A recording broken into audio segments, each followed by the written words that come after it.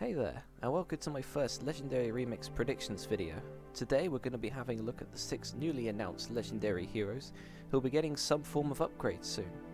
Legendary Heroes come with preference skills, and the aim of a remix is to try and improve these and also give them some form of premium fodder so they stand out a bit more against modern day units.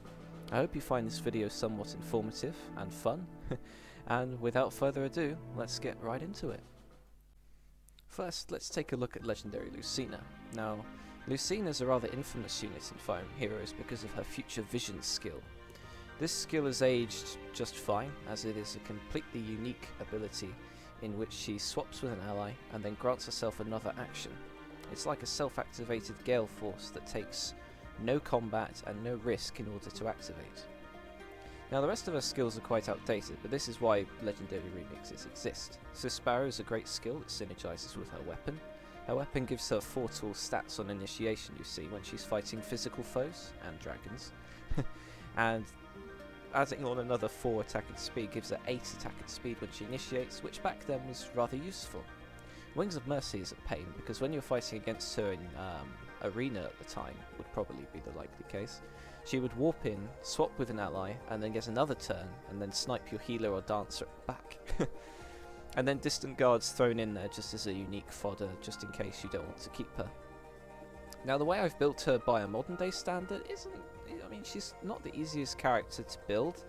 You mostly just boost attack and speed, and then throw in some other skills to try and make it more effective against some other characters. So Swiss Sparrow 3 is a natural upgrade from Swiss Sparrow 2.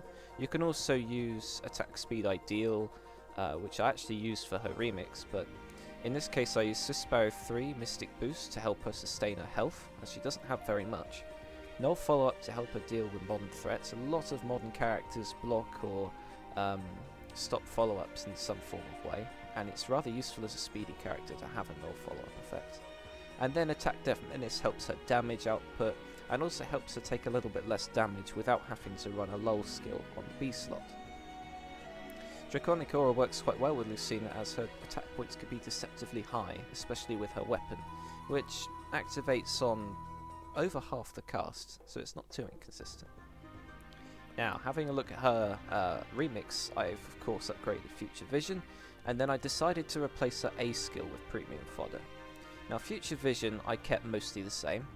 The only difference is that I added a Spectrum Link skill to her. Because when you're activating Future Vision, you're not really suffering any drawbacks like some of the other Legendary Heroes cause you. For example, Lyn would not get the stats unless she was within a certain condition. Lucina doesn't have a condition, it's just you use the skill and it works. So I didn't want to upgrade it very much. So what I did was I gave her Attack Speed Def Res plus 7. I was going to go plus 6, but looking at Legendary Gunther, who is able to do minus 7 across the board, I thought, since this is only affecting Lucina and the target ally, I don't see a problem with going with plus 7 tool stats. Not to mention that Panic Ploy is still going to affect her, and it's only 1 extra tool stats. And this works brilliantly with Attack Speed Ideal 4, which is the skill I gave her. She is most likely going to activate it when she's at max health, because she is a character that does well straight off the bat. And having buffs that she can give herself activates the secondary effect of Ideal, so she'll probably get 9 to attack and speed. This synergizes also with her weapon, that gives her 4 across the board, and overall can make her a more consistent fighter, and also help her catch up to the higher BST units of today. I think in order to make Legendary Lucina much better, you'd have to wait until she gets a weapon refined to really mix up how she's used. But yeah, that's Legendary Lucina. Next up, let's take a look at Legendary Marth. Now Legendary Marth has not 1 but 2 preference skills. He has Fire Emblem, the special, and he has Binding Shield in the B slot. Binding Shield helps him to be a specialised dragon killer, and Fire Emblem synergizes with his weapon, which is a falchion that has bonus doubler, in order to help him tackle all the rest of the enemies. Now bonus double of course will help him really shred dragons, and the Fire Emblem skill also buffs your allies as well. When Fire Emblem activates, it gives you 30% of your speed as damage, and then afterwards, if it activated, then all allies on your team, no matter where they are, will receive 6 to all stats. Now then, this is all well and good, but the rest of his skills are quite outdated. Infantry Flash was never really utilised too much by people, I don't think, and Attack Speed Bond has been succeeded not once but twice at this stage. So, looking at his build, I tried to make use of the skills that he comes with by using Attack Def Menace in order to give you a starting point before you activate Fire Emblem, and Distant Counter to help you tackle a range of different characters, since your bonus doubling res buff will help you to deal with ranged foes that use magic. And on top of this I put a speed res solo skill, since he doesn't really need to be next to allies to activate his skills, so there's not really a problem there using a solo skill. He can run off, kill some dragons, and the res will help him to fight against any magic foes. So there's not really much else to say here. He is a typical sword infantry, so I've tried to expand on his skills a little bit. But having a look at his remix now, this is how I would change him in order to make him slightly better and also slightly more versatile rather than just being a dragon killer. So Fire Emblem 2, I added a times pulse effect, but it works within 2 spaces of an ally rather than checking if it is at max charge. This doesn't make too much difference to the consistency, but it matches more with how Marth is as a character. He likes to have his allies close. I've upped the damage to 35% from 30 because it matches the Shining Emblem skill that Brave Marth has, and I didn't want to just copy Shining Emblem, which is why I went with the times pulse effect instead. I've kept the +6 to all stats because it does buff every single ally on your team. I think +7 would be a bit too much in that sense. And then Binding Shield I kept the same, but I added on immunity to guard effects, which is really useful for your Fire Emblem special, and also a half null follow-up effect that means you can always make sure you do your follow-up attacks and proc that Fire Emblem special. So altogether it helps him to be more of a complete character, and then once he eventually gets his refine, that'll help him set himself apart even more from the other sword infantries. As sword infantry is probably the most competitive unit type in the game, unit weapon type combination. You have to have a lot of different effects in order to stand out in this field. And on a side note, I've put attack speed unity as the potential premium fodder upgrade he might get. I wasn't sure because he's got 2 preference skills whether they would also give him an extra skill, but attack speed unity is really useful to help protect his newly acquired buffs to attack and speed, so that he can convert them into bonuses if he gets ployed, and if he gets panicked, then at least he's going to be able to transfer those back into buffs again. So just a general versatile skill that works on both phases and will help him to deal with most of the enemies in the game.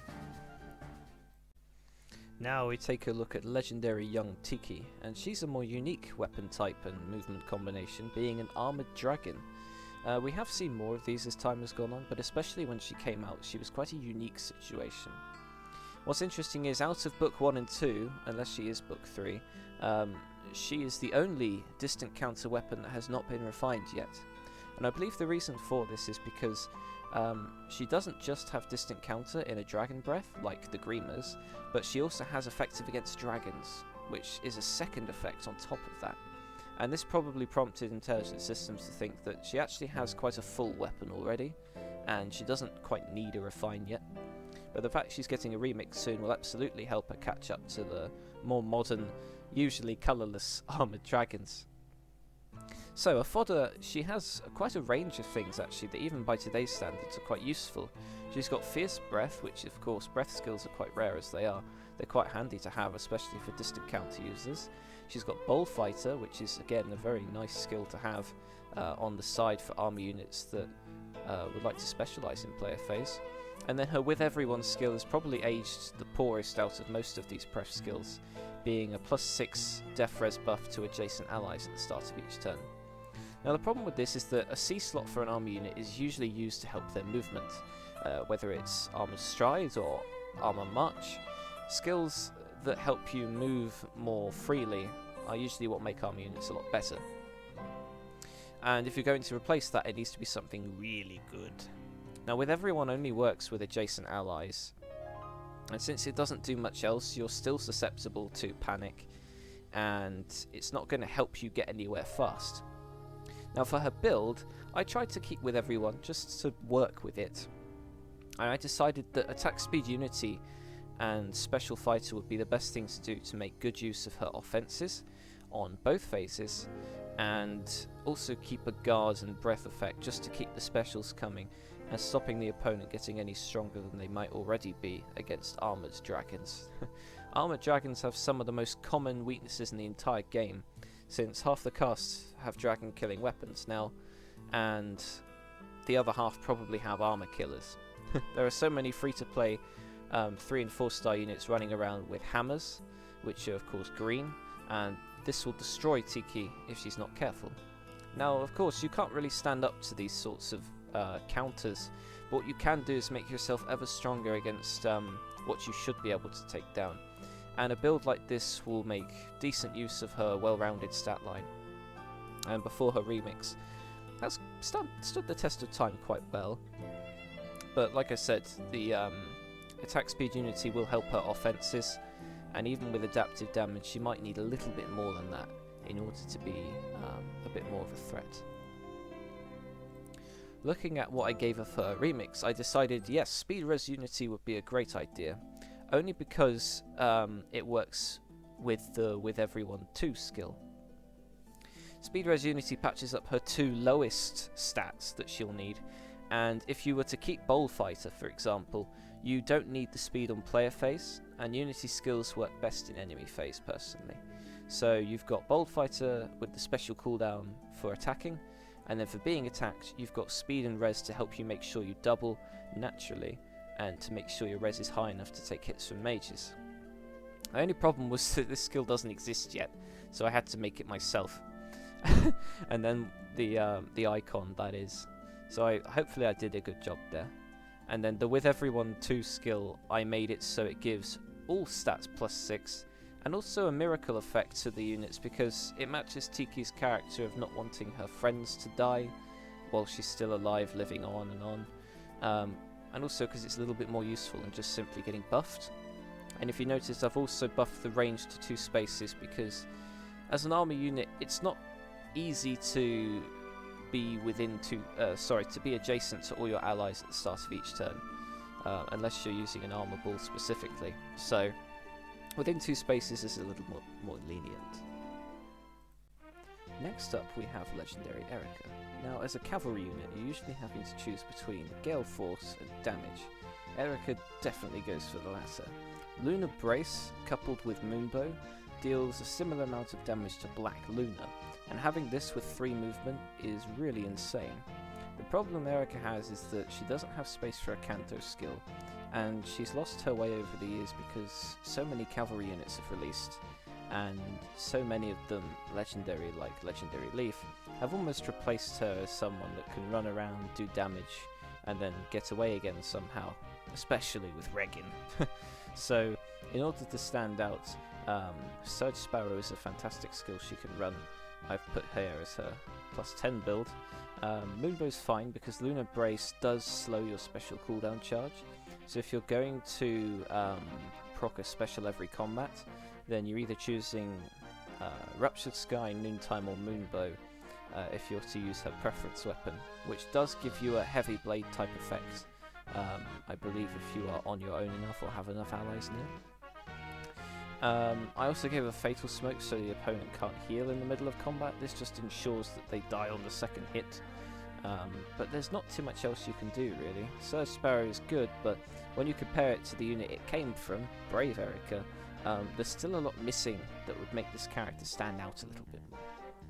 So for her remix, I'm replacing the solo skill with Surge Sparrow because it's one of the best skills that speedy cavalry units have gotten for a long time, at least in the A slot. Most of the good A slot skills are unavailable to cavalry units because, well, they just don't like to give cavalry units that many skills.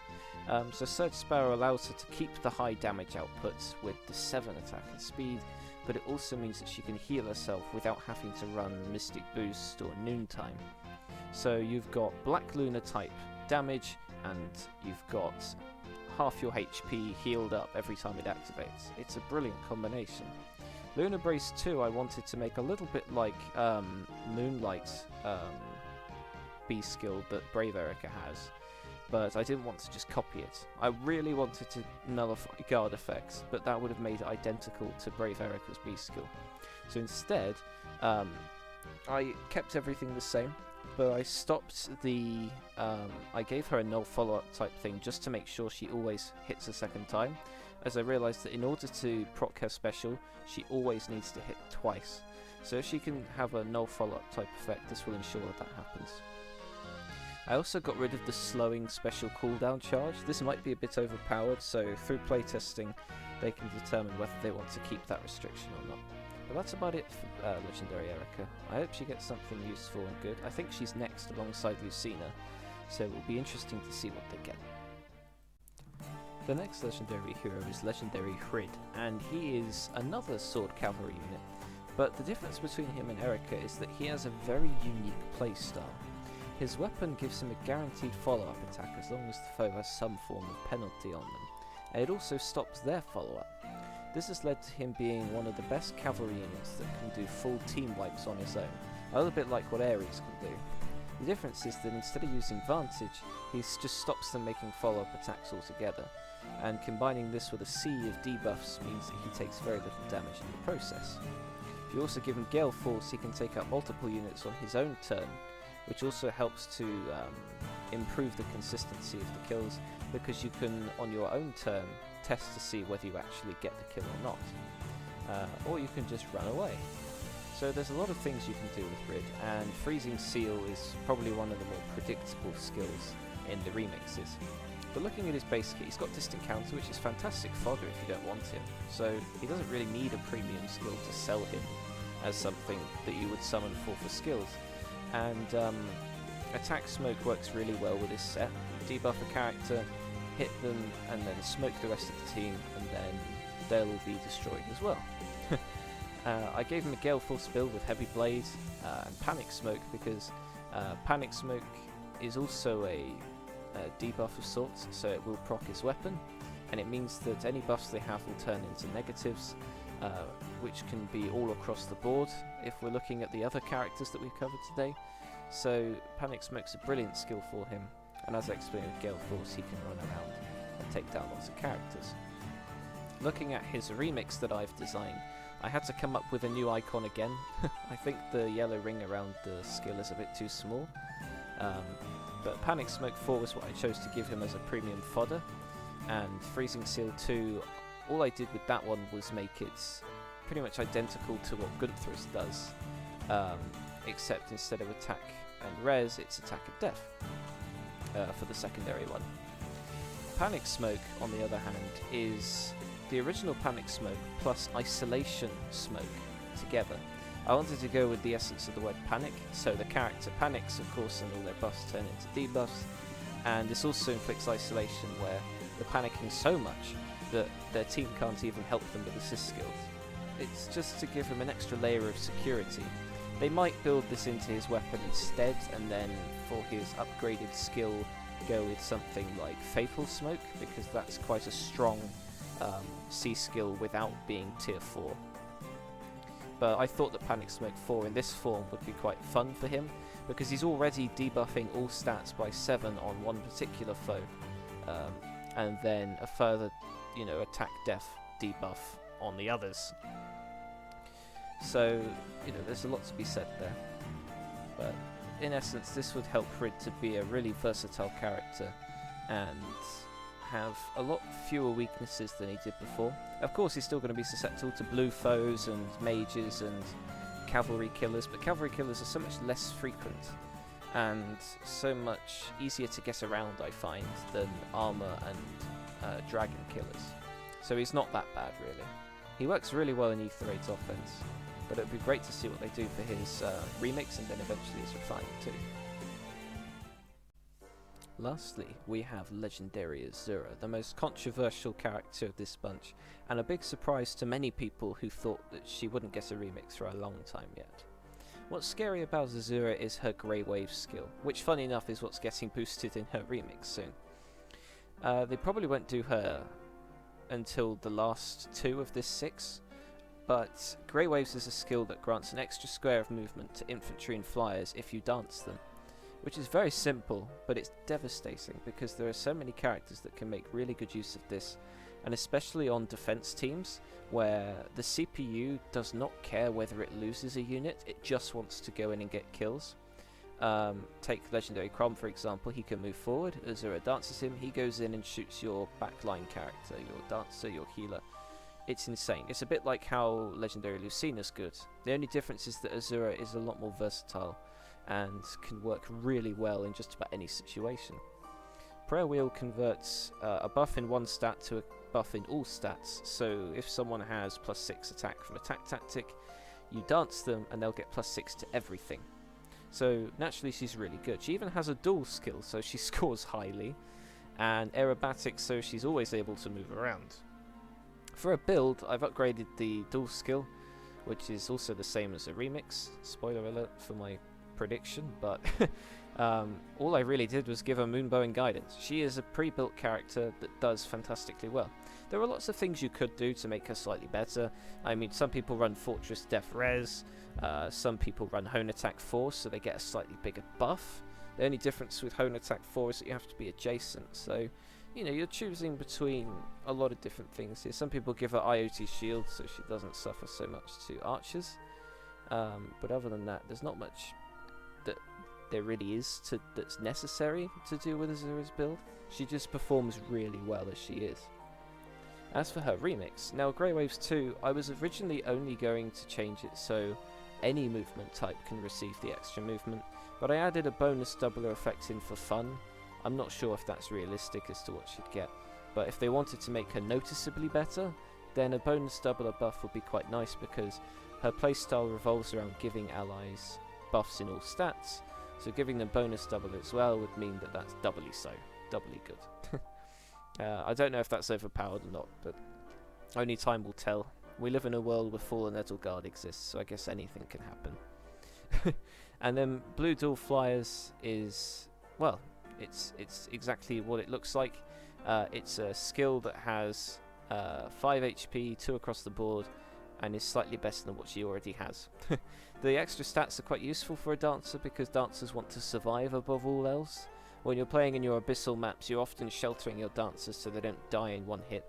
So if they can survive a hit, that's just a bonus really. It also means she can score higher, and that's especially useful as a legendary hero, as she'll be your primary means of scoring higher in Arena. There's not much else to say about Azura. She is literally just one of the best characters in the game, at least certainly one of the best dancers, and I think everyone is scared for when this day comes that she gets a remix. But yeah, that's Azura really. That brings me to the end of the video. Thank you for watching everyone. I hope you learned a thing or two about these characters, and please tell me in the comments what you think they might get for their remixes. Much like with the refines, I'm always interested in seeing what other people think about these upcoming updates, and what premium skills you think these characters might get, and how their infamous assist skills might be improved even more. But yeah, I hope you're all staying safe. Once again, thank you so much for watching, and I'll see you all in the next video. Goodbye for now.